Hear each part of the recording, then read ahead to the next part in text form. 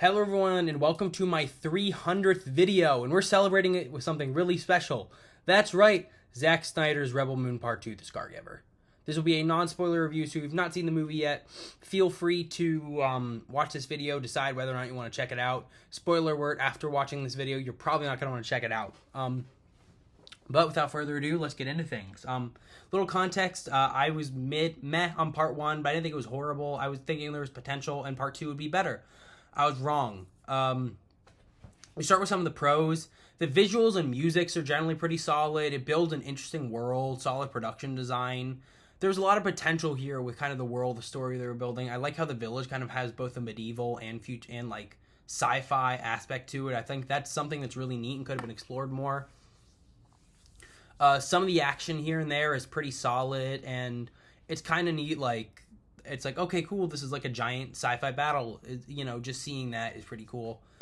So like on a technological level with like the music and the visuals and the action, it's not too bad. Far from a bad movie, but there's some other parts of that. Onto the pros or onto the cons. First off, the story is just so basic. Like, it's the same old Seven Samurai shtick again. None of the characters are that interesting. They're all so one note. It's hard to get invested in their stories. The performances are fine, but they're not giving great directions. That hinders them even more. The movie is just like one long farming sequence and then one long battle sequence, occasionally like dispersed by flashback scenes shoved in there forcefully. And it's just like the writing is so weak, the dialogue is so bad. It just makes it hard to connect with these characters, and thus it makes it hard to connect with the story. The action is fine. Like I said, there's a few good things, but there's so much slow-mo. It's trying so hard to be stylish and cool that's like, eh. Like, even some of the good parts of the last film, like Anthony Hopkins' droid, robot guy, is like just kind of underused and misused in this one. He's more like a warning action vehicle. Like, it's just meh, you know?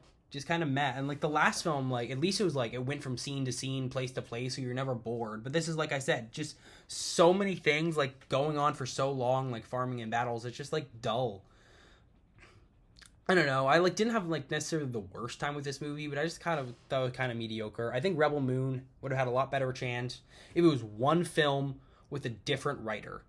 This movie has all the same problems as the last movie, but it is like easier to get distracted by it, worse characters, and even like the pretty decent special effects, okay action, solid music, decent world is not enough to save this film.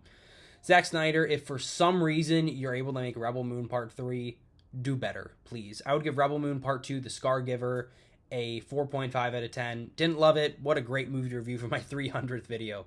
Hope you guys liked the video. Got a lot more coming soon with a couple Star Wars videos coming next week. Hope you guys liked the video. See you all then. Bye for now.